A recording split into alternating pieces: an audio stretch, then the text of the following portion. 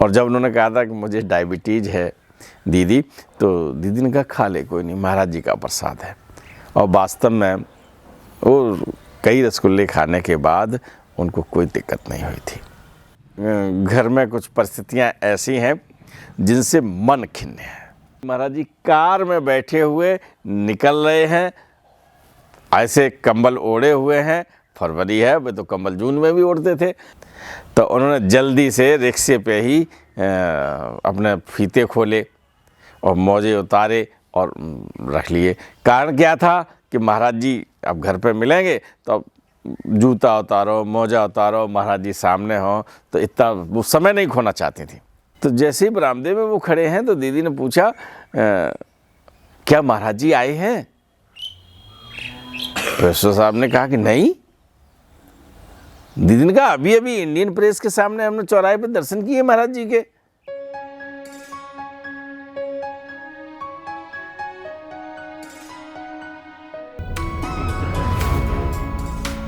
मित्रों नमस्कार, आप देख रहे हैं धर्मदृष्टि पत्रिका का यूट्यूब चैनल दस्तक मीडिया। मैं विनोद शुक्ल आपको सुना रहा हूं बाबा नीम करोली की अद्भुत गाथाएं।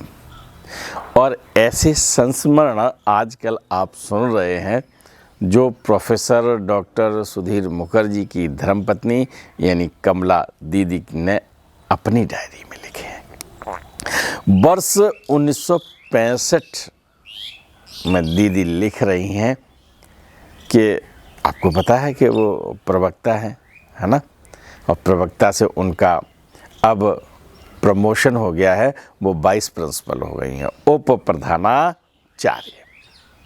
और जब पद बढ़ता है तो जिम्मेदारी भी बढ़ती है।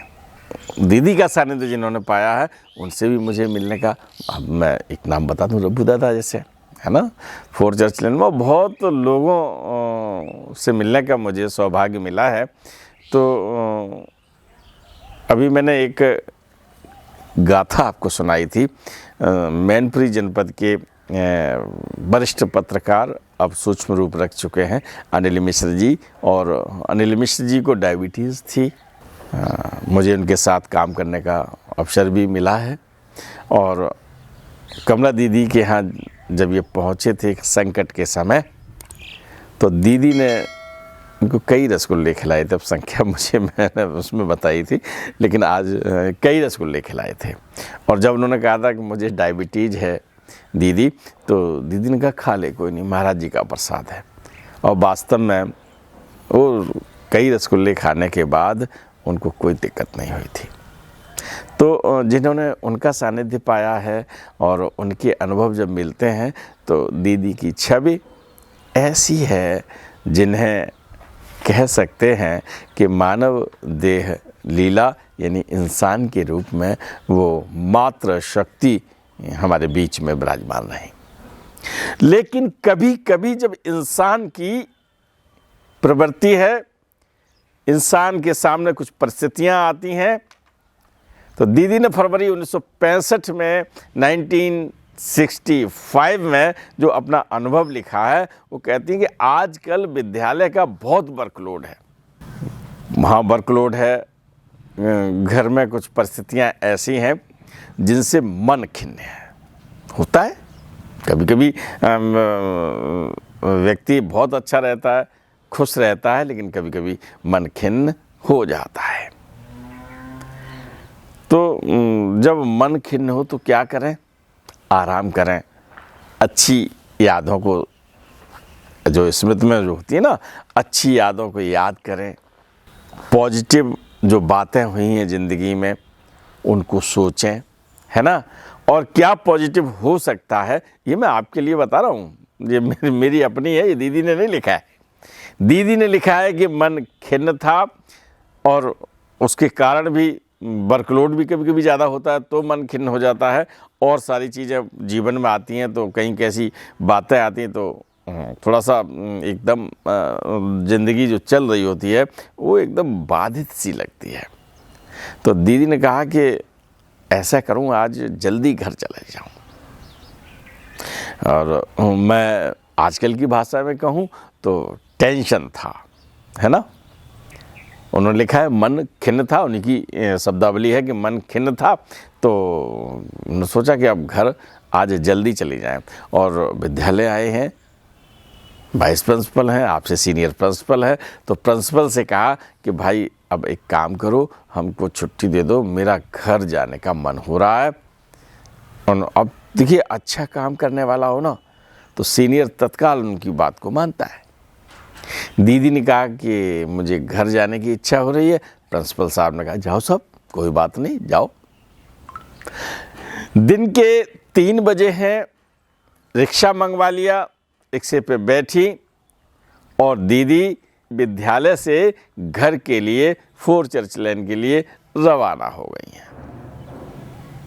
इंडियन प्रेस के चौराहे पर जब वो पहुंचती हैं तो सामने से देख रही हैं कि महाराज जी मोटर, अब उन्होंने जो लिखा है वो मैं बता रहा हूँ, मोटर में बैठे हुए हैं। और मोटर का मतलब है कि महाराज जी कार में बैठे हुए निकल रहे हैं, ऐसे कंबल ओढ़े हुए हैं। फरवरी है, वे तो कंबल जून में भी ओढ़ते थे, तो कंबल ओढ़े हुए हैं, एक हाथ खिड़की पे ऐसे रखे हुए हैं, वो गाड़ी चला रहा है ड्राइवर।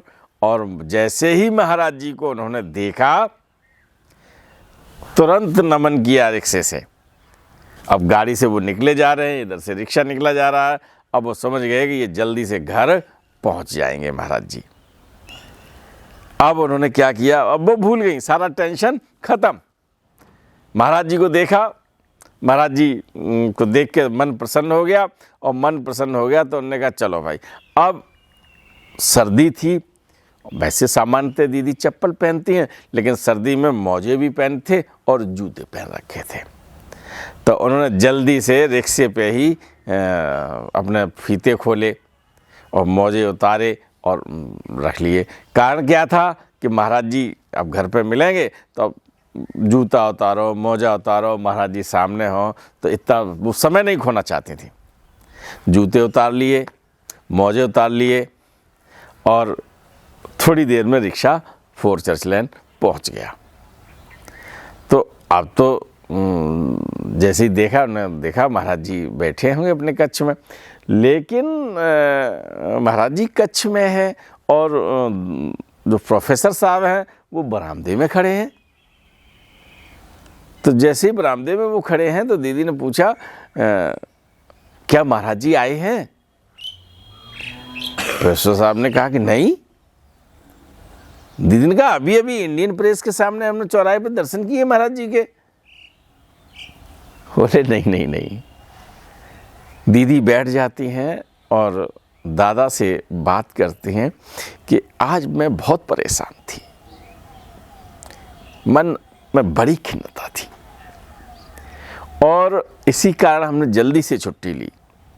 प्रिंसिपल साहब से कहा कि मुझे घर जाना है, हमने रिक्शा किया, हम आ गए, और ऐसे इंडियन प्रेस के चौराहे पर महाराज जी मोटर में बैठे दिखाई पड़ रहे हैं, यानी कार में बैठे दिखाई पड़ रहे हैं, और हमने दर्शन किए।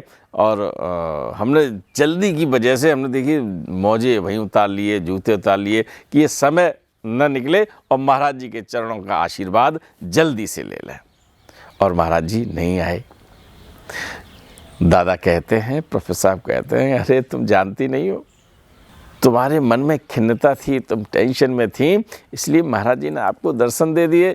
महाराज जी अगर इलाहाबाद में होते तो ज़रूर आ जाते, है ना। तो मित्रों, मन से जब भक्त परेशान होता है, किसी परेशानी में होता है और रिश्ता महाराज जी से है, तो क्या होता है, थोड़ी बहुत देर परेशान हो सकता है। महाराज जी अपने भक्त को कभी परेशान होने नहीं देते।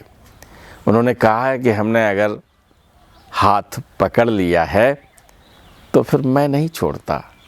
तो दीदी की खिन्नता को देखते हुए महाराज जी ने दर्शन दिए और दीदी प्रसन्न हो गई। मित्रों, मेरी ये शुभकामनाएं हैं कि अगर कभी ज़िंदगी में आपको भी कहीं तनिक भी टेंशन हो जाए, जरा भी मन खिन्न हो, तो महाराज जी जैसे कमला दीदी को दर्शन दिए, आपको भी दें और आप भी मस्त हो जाएं। चल पड़े। राम राम।